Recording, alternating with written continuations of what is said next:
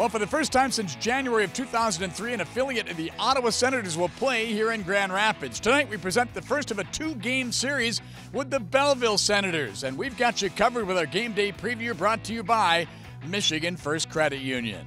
Well, as many of you know, the Griffins were once intimately connected to Ottawa, serving as their top development team from 1999 to 2002. During that time, the Griffins were first in their division or conference all 3 seasons and never finished lower than second in the entire league. Many future NHLers came through here, most notably Jason Spezza, who just recently played in his 1,000th game, Chris Kelly, a Stanley Cup winner with the Boston Bruins, and without any doubt the most popular player during those 3 years, Chris Neil, who is just 2 years removed from the game after playing 1,121 NHL games, all with the Ottawa Senators. Joel Kwiatkowski, who now lives here in Grand Rapids, also went from the Griffins to the Senators and remembers those days fondly.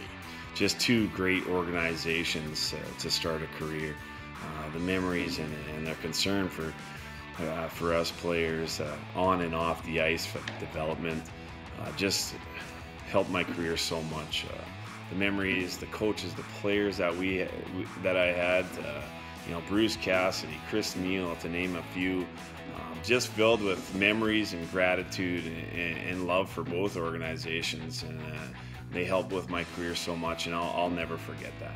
Well, after the Griffins signed the new affiliation agreement with the Detroit Red Wings in the summer of 2002, the Senators moved their prospects to Binghamton, New York, where they stayed until 2017 before moving to Belleville, which is just 2.5 hours from Ottawa. It was Binghamton that played here last on January 15th of 2003, and they played the Griffins to a 2-2 tie.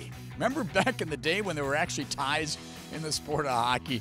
Well, how about to the task at hand? The Griffins entered tonight's game at 20-12, 3-3, and off a very impressive win in Milwaukee 2 nights ago. They grabbed the 2-1 lead late in the first period and held it until Matt Pumple scored into an empty net with about a minute remaining in regulation time. So that goal that made it 2-1, it turned out to be the game winner for Grand Rapids, and it was quite a goal by Axel Holmstrom as he tipped in a shot that was going about 5 feet wide of the net. Yeah, I don't really know how it went through, but yeah, no, it was a big goal for the team, and happy to help. Always fun to score goals, so yeah, fun. Well, the conquest of the Admirals represented the 9th time in the last 10 trips to Milwaukee in which the Griffins came away with a victory, and it was a real impressive and important win for Grand Rapids, who were coming off back-to-back losses in Wilkes-Barre and Hershey this past weekend.